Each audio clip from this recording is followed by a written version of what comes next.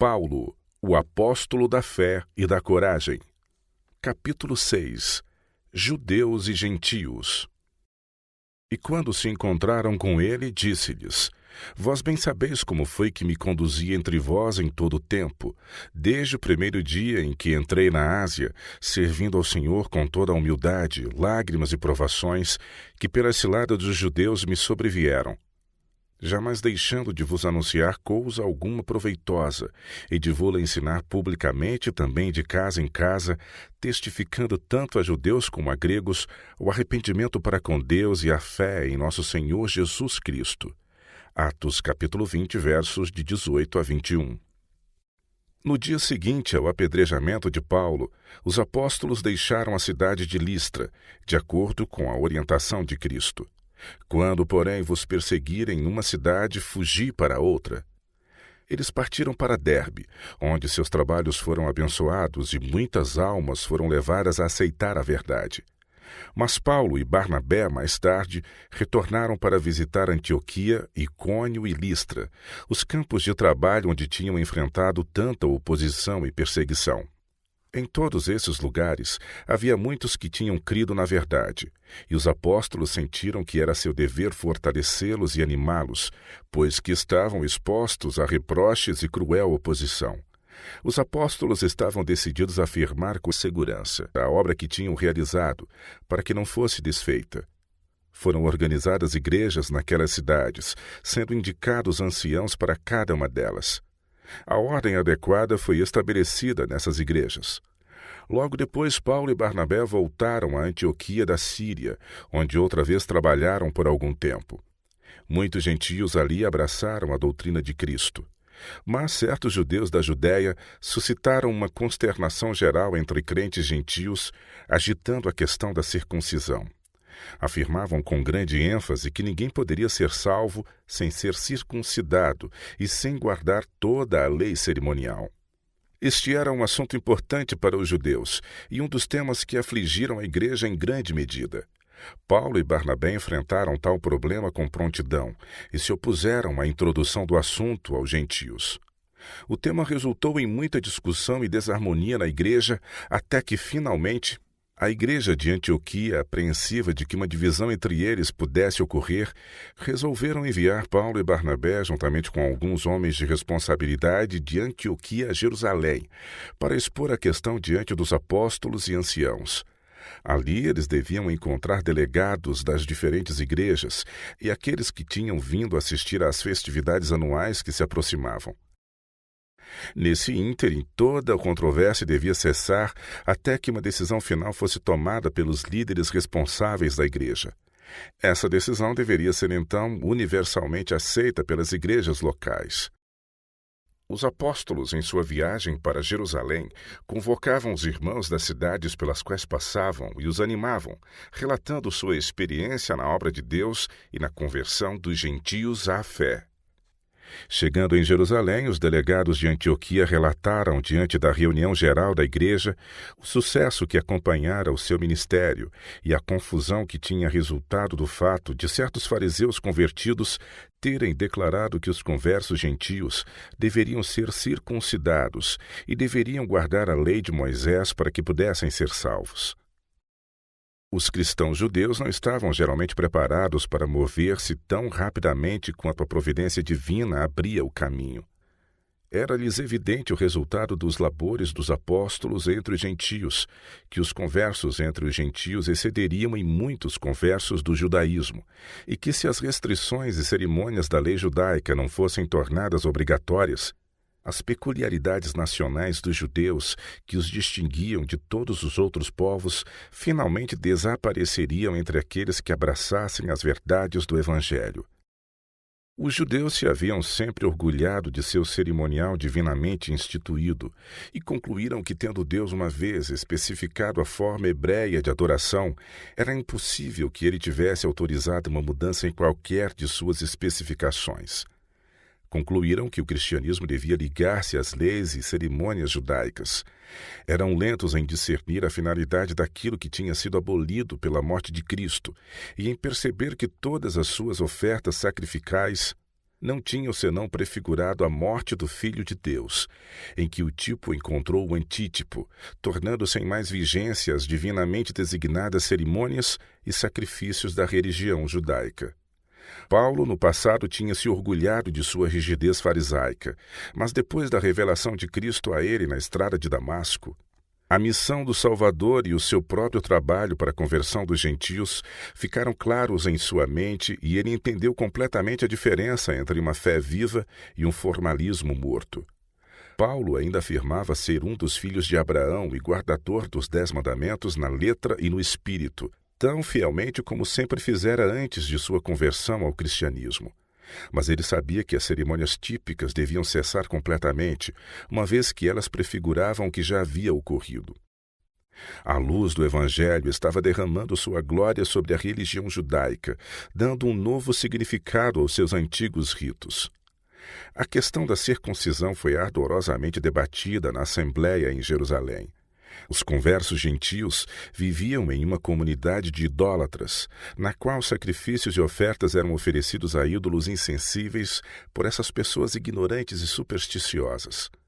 Os sacerdotes desses deuses mercadejavam extensamente com as ofertas a eles trazidas, e os crentes judeus temiam que os gentios conversos pudessem trazer descrédito ao cristianismo comprando aquilo que tinha sido sacrificado aos ídolos, sancionando assim, em certa medida, um culto idólatra.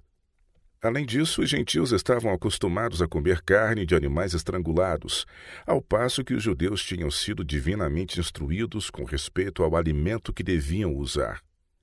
Eram cuidadosos ao matar os animais, de que o sangue fosse derramado do corpo, de outro modo a carne não poderia ser considerada saudável.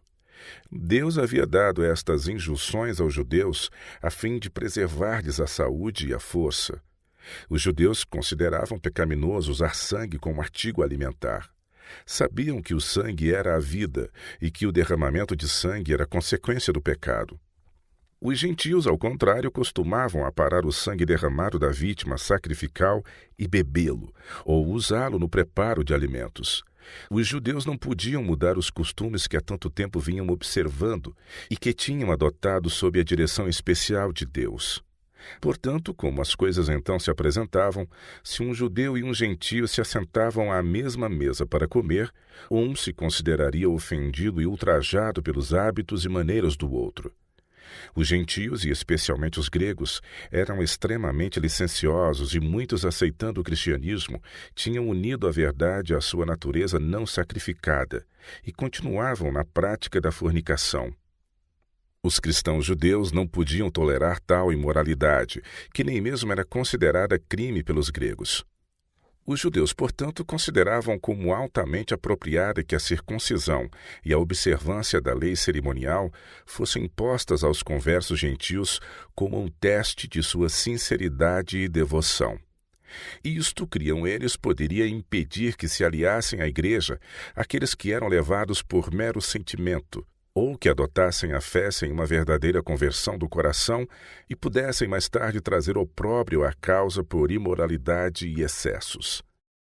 A questão assim levada à consideração do concílio parecia apresentar dificuldades insuperáveis, vistas sob qualquer luz. Mas o Espírito Santo já havia, em realidade, solucionado este problema, de cuja decisão parecia depender a prosperidade e mesmo a existência da Igreja cristã. Graça, sabedoria e juízo santificado foram dados aos apóstolos para resolver a discutida questão.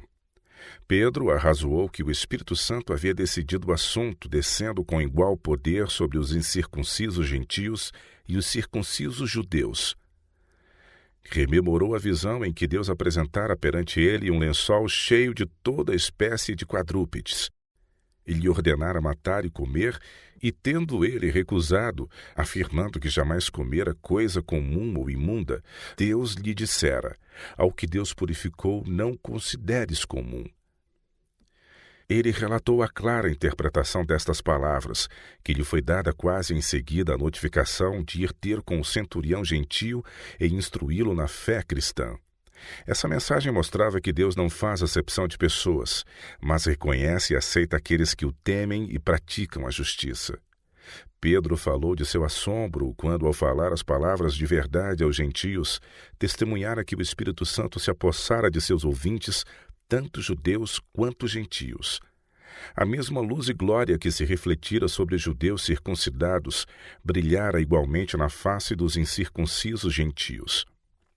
Isto era uma advertência de Deus para que ele, Pedro, não considerasse pessoa alguma inferior, porque o sangue de Jesus Cristo pode purificar de toda a imundícia.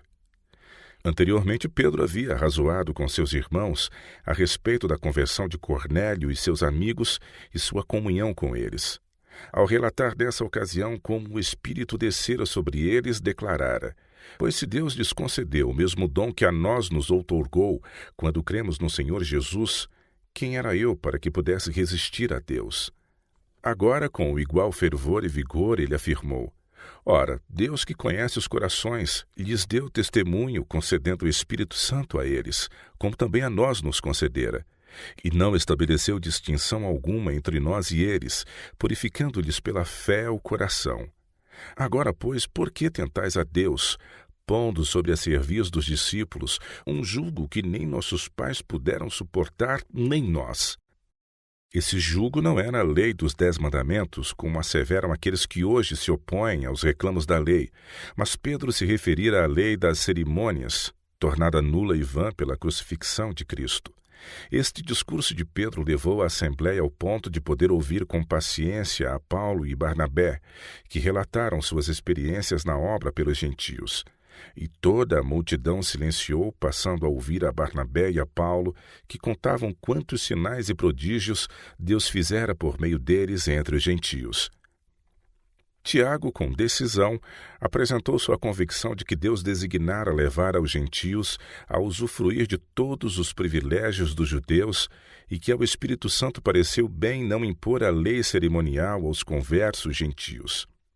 Os apóstolos e anciãos, diante disso, e depois de cuidadosa investigação do assunto, chegaram à mesma conclusão. Tiago presidiu o concílio e sua decisão final foi: pelo que julgo eu, não devemos perturbar aqueles que dentre os gentios se convertem a Deus. Tiago, nesta ocasião, parece ter sido escolhido para dar a palavra final sobre o assunto, em consonância com a decisão do concílio. E sua sentença foi que a lei cerimonial e especialmente a ordenança da circuncisão não deveria de modo algum ser imposta aos gentios ou mesmo a eles recomendada.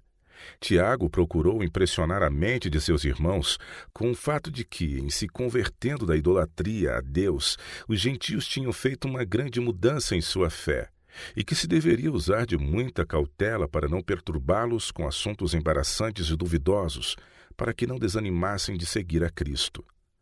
Os gentios, porém, não deviam adotar nenhum procedimento que entrasse em conflito com as opiniões de seus irmãos judeus ou que despertasse preconceito contra eles. Os apóstolos e anciãos, portanto, concordaram em instruir por carta aos gentios a se absterem de carnes sacrificadas aos ídolos, da prostituição, do que é sufocado e do sangue. Requeria-se deles que guardassem os mandamentos e levassem vida santa. Os gentios deviam estar certos de que os que declaravam ser a circuncisão obrigatória não estavam autorizados pelos apóstolos a ensinar isso. Paulo e Barnabé, recomendados como pessoas que haviam arriscado a vida pelo Senhor, juntamente com Judas e Silas, foram enviados para declararem aos gentios de viva voz a decisão do concílio, pois pareceu bem ao Espírito Santo e a nós não vos impor maior encargo além destas coisas essenciais, que vos abstenhais das coisas sacrificadas a ídolos, bem como do sangue, da carne de animais sufocados e das relações sexuais ilícitas. Destas coisas fareis bem se vos guardardes. Saúde. Os 4 servos de Deus foram para Antioquia com a epístola, contendo a mensagem que devia pôr fim a toda a controvérsia, porque era a voz da mais alta autoridade da igreja sobre a terra. O concílio que decidiu este caso era composto dos fundadores das igrejas cristãs judaicas e gentílicas. Anciãos de Jerusalém e representantes de Antioquia e de outras igrejas influentes estavam presentes. O concílio não reivindicava a infalibilidade em suas deliberações, mas se conduziu de acordo com os ditames de iluminado juízo e com a dignidade de uma igreja estabelecida pela vontade divina. Eles viram que o próprio Deus havia decidido esta questão, favorecendo os gentios com o Espírito Santo, e agora cabia a todos, portanto, seguir as orientações do Espírito. Não foram convocados todos os crentes para votarem sobre a questão. Os apóstolos e anciãos, homens de influência e bom senso, redigiram e expediram a resolução que foi logo aceita pelas igrejas cristãs. Nem todos, porém, ficaram satisfeitos com esta decisão. Havia uma facção de falsos irmãos que resolveu empenhar-se na obra por sua própria responsabilidade. Entregaram-se à murmuração e à crítica, propondo novos planos e procurando deitar abaixo a obra dos homens experientes, a quem Deus havia ordenado que ensinassem a doutrina de Cristo. Desde o início teve a Igreja tais obstáculos a enfrentar e sempre os terá até a consumação do tempo. Jerusalém era a metrópole dos judeus, e era ali que se encontrava o maior exclusivismo e a maior beatice. Os cristãos judeus, vivendo próximos do templo, naturalmente permitiam que seus pensamentos voltassem aos privilégios peculiares dos judeus como nação. Quando viram a igreja cristã se afastando das cerimônias e tradições do judaísmo e perceberam que a peculiar santidade com que os costumes judaicos estavam revestidos seria logo perdida de vista à luz da nova fé, muitos se mostraram indignados contra Paulo, como alguém que havia em grande medida provocado essa mudança. Mesmo os discípulos não estavam todos preparados para aceitar voluntariamente a decisão do concílio. Alguns eram zelosos da lei cerimonial e consideravam Paulo com desconfiança, porque julgavam que seus princípios referentes às obrigações da lei judaica eram frouxos. Quando Pedro posteriormente visitou Antioquia, agiu de acordo com a luz que lhe fora dada pelo céu. Dominou seu natural preconceito até o ponto de assentar-se à mesa com os conversos gentios. Mas quando vieram de Jerusalém certos judeus que eram muito zelosos da lei cerimonial, Pedro mudou seu procedimento para com os conversos do paganismo de um modo tão assinalado que deixou uma impressão muito dolorosa na mente deles. Grande número seguiu o exemplo de Pedro. Até mesmo Barnabé foi influenciado pelo imprudente procedimento do apóstolo, e a igreja foi ameaçada de divisão. Mas Paulo, que viu o dano feito à igreja pela duplicidade de atitude da parte de Pedro, reprovou-o abertamente por dissimular assim seus verdadeiros sentimentos. Pedro viu o erro em que havia caído e procurou imediatamente repará-lo tanto quanto possível. Deus, que conhece o fim desde o princípio, permitiu que Pedro revelasse essa fraqueza de caráter para que ele pudesse ver que não havia nada em si de que se vangloriar. Deus viu também que no tempo por vir, alguns seriam tão iludidos que atribuiriam a Pedro e seus pretensos sucessores as elevadas prerrogativas que só a Deus pertencem, e esse registro de fraqueza do apóstolo devia permanecer como uma prova de sua falibilidade humana e de que ele de modo algum esteve acima do nível dos demais apóstolos.